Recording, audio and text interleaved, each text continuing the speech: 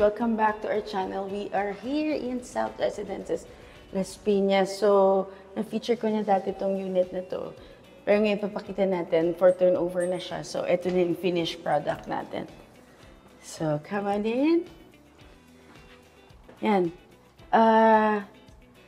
Kung makita nyo, no, bagong-bago yung itsura. Pero, sa totoo lang, ito kasing unit na to is parang may tumira na to dati, hindi siya yung newly turned over unit.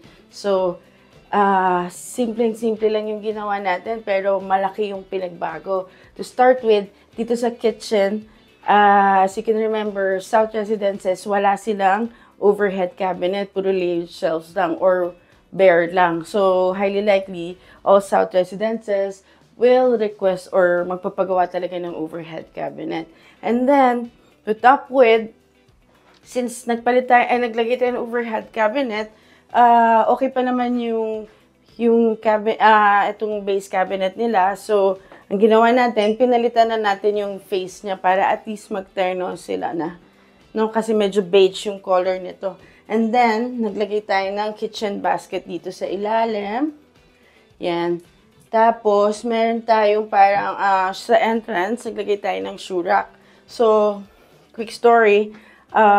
Yung kids kasi ayaw nila talaga ng mirror na, yung titira dito, yung kids, takot sa mirror. So, nilagyan ko lang ng maliit na mirror para, yun nga, kahit paglabas nila, dahil wala nga mirror masyado makikita dito sa loob. So, at least paglabas nila, yan, meron silang machi-check na mirror. Tapos, meron siyang shoe rack. Then, eto may mga open shelves na pwede mong lagyan ng mga, I don't know, yung pagdating mo, susi or whatever. So, yan, very accessible. And then, nandito ito yung sa likod is yung ating utility cabinet. So, dito natin lalagay yung mga walis and mop.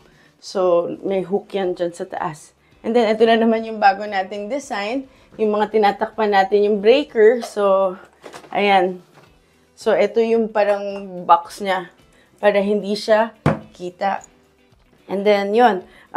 Let's move forward. Etong unit na to, di ba, kinukwento ko before, na hindi tayo nagka-carbon copy ng mga design. But this time, ang kinapi natin or in-inspire natin is yung layout dun sa last residences natin na dalawa yung table. Kasi nga, ang titira dito ay dalawang estudyante, so kailangan nila ng mga table. Nakwento ko na ata sa sa Instagram vlog ko. Anyway, so here makikita nyo, naglagay tayo ng overhead cabinet dahil nga ito ay titirhan talaga, no? Hindi siya ipaparent sa ibang tao or Airbnb, so kailangan talaga ng storage. So, nalagyan natin ng storage, ng shelf, and then kung makikita nyo, naka-white lights to, no? So, nilagay ko white lights kasi talaga meant to for study table or work table nila. Kaya hindi ako nag-yellow light dito. And then, yun, may drawers tayo. Yan. Tapos, meron tayo, ginawa dito, nagpagawa tayo ng custom na wallpaper. Kasi nga, ang theme nitong unit nito is more of pink. Pero, yun nga, ang pinili nating design is parang very subtle lang, no? Hindi siya masyadong pink na pink kagaya ng suot ko. Okay. And then, ito, yung mga bagong wall design na naman natin. So, yun, lagi tayong somehow may bago sa mga tiniturn over or dire-design natin. So, ito, yan, yung may fluted panel tayo sa gitna, tapos naka-veneer board, and then naka-lining siya ng gold. So, kung sa pagpasok mo pa lang, mukha siyang simple, pero sa totoo, ang elegante niya. Tignan mo dito sa angle na to. So, yan, di ba?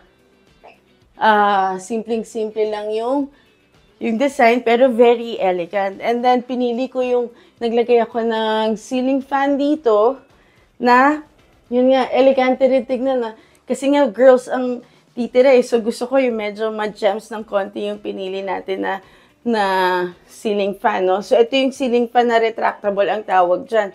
So, pag in-off mo yan, hindi mo makikita yung ceiling fan. And then, here, dito naman sa kabila, since dalawa nga yung table, ito, for me, ideal dito ang dining table. Pero, it can work as whatever table. Dining table or work table, study table. So, yan. nalagyan nga natin ng, ano dito, ng grommet para kung may laptop or magsasaksak, may paglulusutan. So, either way, yun nga, multifunction is the key. Diba? So, yan, multi-purpose siya.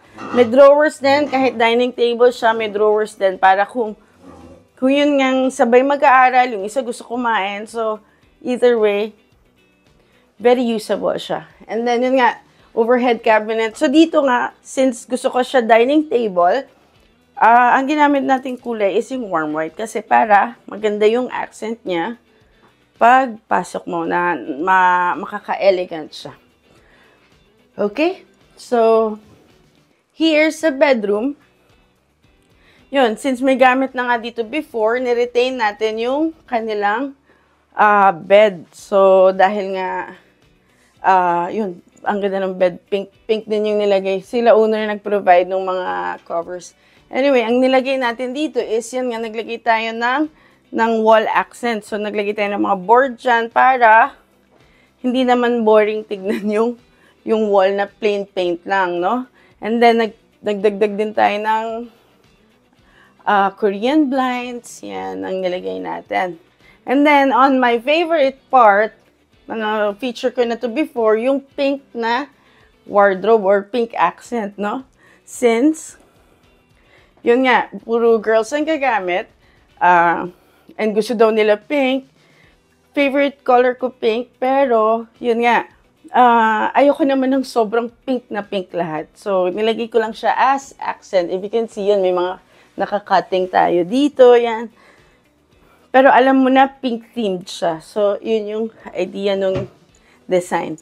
Yan. Tapos, ito, naglagay tayo ng shelves dito kasi on this part, this is just yung beam lang to. So, parang dead area siya.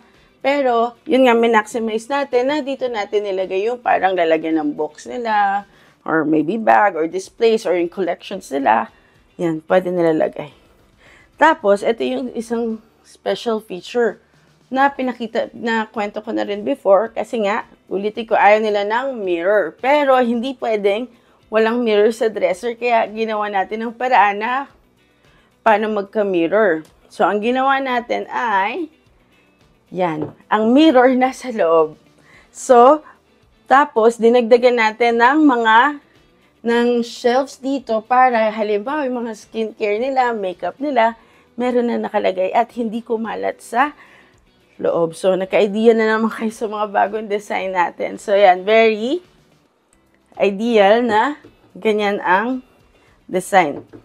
Okay? So, ito yung mga bago nating design ng mga furniture, ng mga fit-out natin. And then yan, tapos yun, naka-fluted panel, may saksakan na din, then yung switch nung dresser nandyan, and then naglagay din tayo ng parang ilaw doon, nakikita ba? So yan, may parang cove light din tayo, para paggabi, meron silang dim light dyan.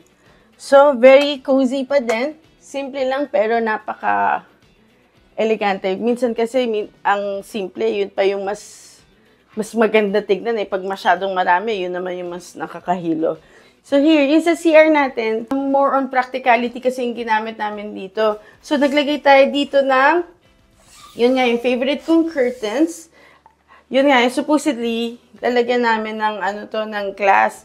Pero nag-decide na lang din si owner na i-curtains na lang kasi, yun nga, mahirapan din yung kids na maglinis nung, baka hindi rin nila ma-maintain yung glass. So, this is better than the glass kasi ito pwede mo naman i-dispose in the future. Yun. And then, ang in-add lang natin dito ay, yun nga, lagay tayo ng storage cabinet kasi washing machine dito. And then, dinagdag natin tong countertop na tile. And then, naglagay pa rin tayo ng storage.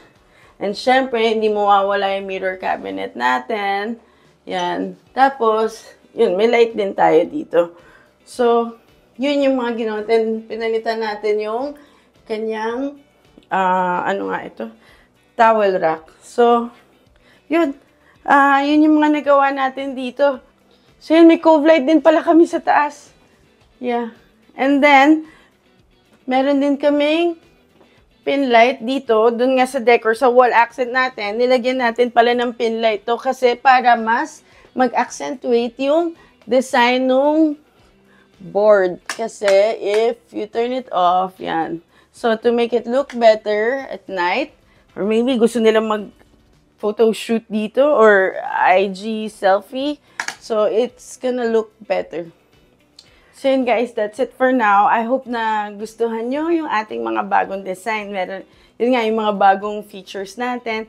Very maliliit na detail yun, pero napaka-importante din nun para sa mga sa gumagamit or yun nga, na magka-idea din kayo na kailangan ko din pala nun or gusto ko rin pala ng ganon. Like yung, ayoko ng mirror din sa loob. Gusto ko sa labas. Gusto ko nakatago din yung mirror. So, yan yung mga gusto kong natututunan or na-inspire kayo or baka meron din kayong pwedeng isa-adjust. Okay lang din naman sa amin.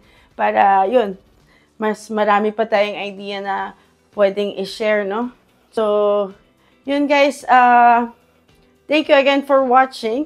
Don't forget to follow, like, and subscribe our social media channel. It's LBP Arts and Interior, Facebook, Instagram, and YouTube. So yun, make sure naka-follow kayo, subscribe, or yun nga, doon kayo magme-message sa amin. Email address, saka yung contact details is posted naman on this video. So screenshot nyo na lang. We'll try to respond as fast as we can. So, yun, I'll see you at the next video. Bye!